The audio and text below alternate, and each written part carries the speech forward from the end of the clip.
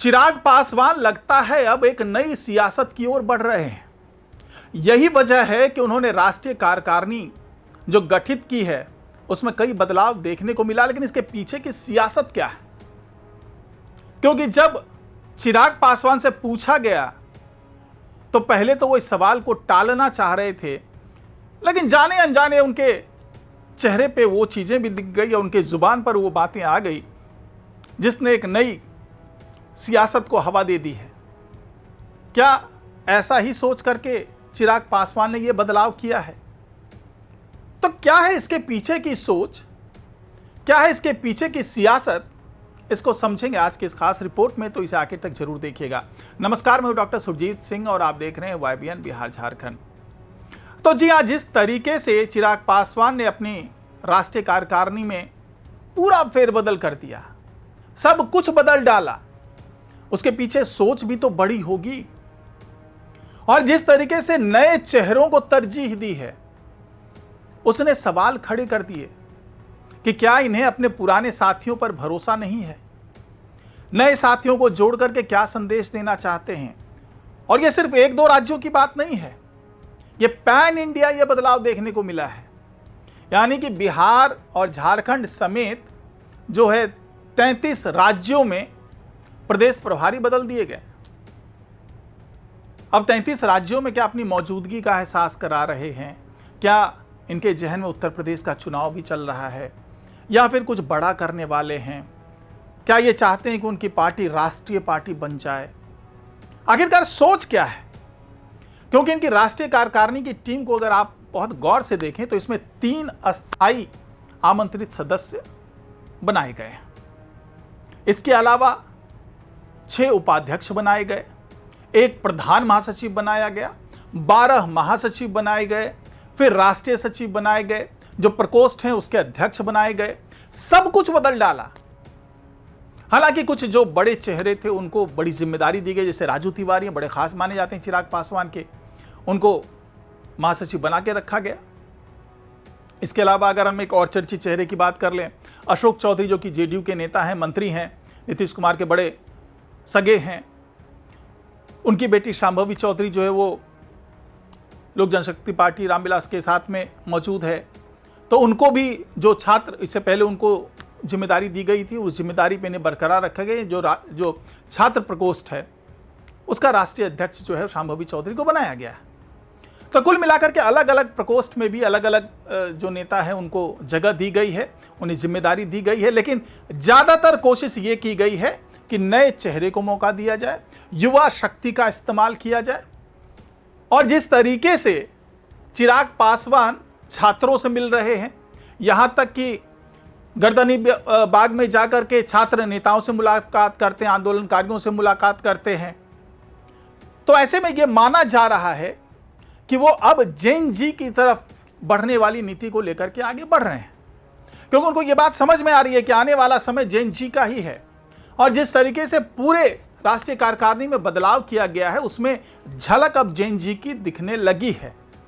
और राजनीति भी उसी तरह की करने लगे हैं वो, चाहे वो भरत तिवारी एनकाउंटर पर सवाल उठाना, चाहे वो जो TRE-4 वाला जो अभ्यर्थियों का जो आंदोलन चल रहा है उसको लेकर के आवाज़ उठाना, चाहे वो असिस्टेंट प्रोफेसर की भर्ती के लिए जो डोमिसाइल नीति को लागू करना और इस तरह की कई नियमों में बदलाव करने की बात कर रहे हैं। तो उससे कुल मिलाकर के उनकी जो एक सोच थी बिहार फर्स्ट, बिहारी फर्स्ट, उसको भी आगे बढ़ा रहे हैं। दूसरा, पलायन को रोकने की बात की थी उन्होंने, उसको भी लागू कर रहे हैं। तीसरा, रोजगार बढ़ाने की बात है, रोजगार देने की बात है, तो उस पर भी वो सम्राट चौधरी के सामने कई बार वो पत्र लेकर के पहुंच रहे हैं। जो छात्रों का आंदोलन चल रहा है उसका भी समर्थन करते नजर आ रहे हैं। यानी कि कुल मिलाकर के उन्होंने अपना जो स्टैंड है वो क्लियर कर दिया है। यही वजह कि खुद जो चिराग पासवान है वो राष्ट्रीय अध्यक्ष के तौर पर बने हुए, क्योंकि ये भी खुद जो है वो युवा चेहरे हैं।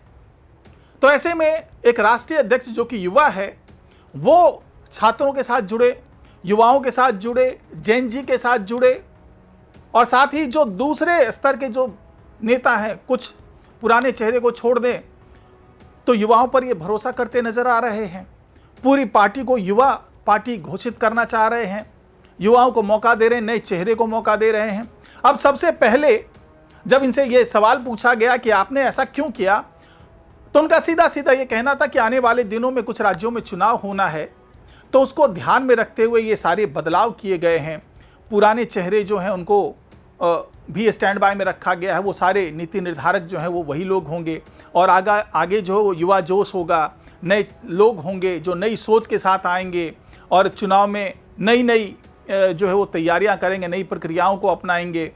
तो ऐसे में अब जैसे अगर हम बिहार की बात करें तो सुरेंद्र विवेक को ये यहाँ पर मौका दिया गया है। इसके अलावा अगर हम झारखंड की बात करें तो वहाँ जनार्दन पासवान को मौका दिया गया है।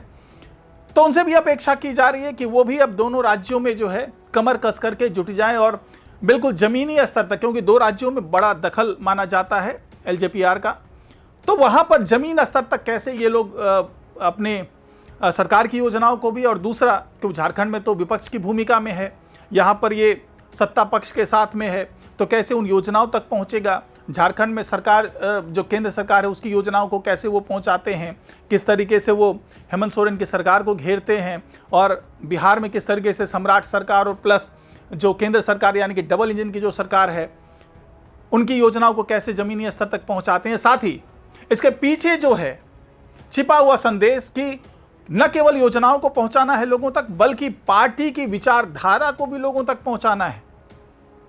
और ख़ास तौर से अभी जो चिराग पासवान की नज़र जो है वो उत्तर प्रदेश के पूर्वांचल इलाके पे ज़्यादा है।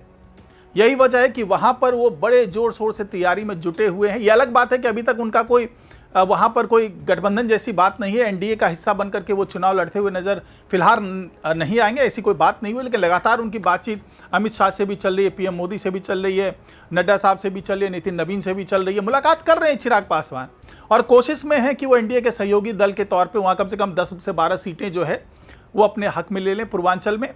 और यही वजह है कि ये जो पूरी राष्ट्रीय कार्यकारिणी बदली गई है उसमें उन तमाम नेताओं को जगह दी गई है जो चुनाव में कुछ बेहतर कर सकते हैं या करवा सकते हैं।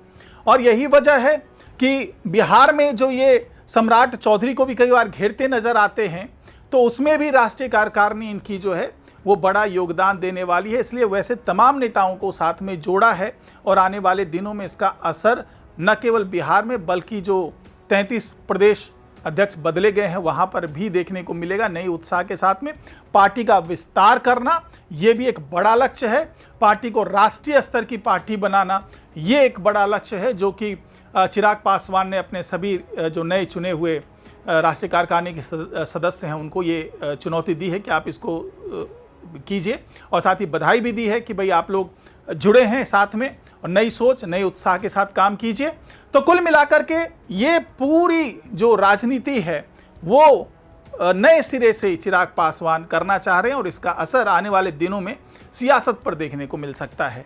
तो आपकी क्या राय है? क्या चिराग पासवान ने जो किया है वो बहुत सोची समझी राजनीति है या फिर नए लोगों को आगे बढ़ा करके पुराने लोगों को पीछे धकेल करके एक बड़ी गलती करते हुए नजर आ रहे हैं चिराग पासवान? अपनी राय कमेंट बॉक्स में लिख करके जरूर बताइएगा। नमस्कार।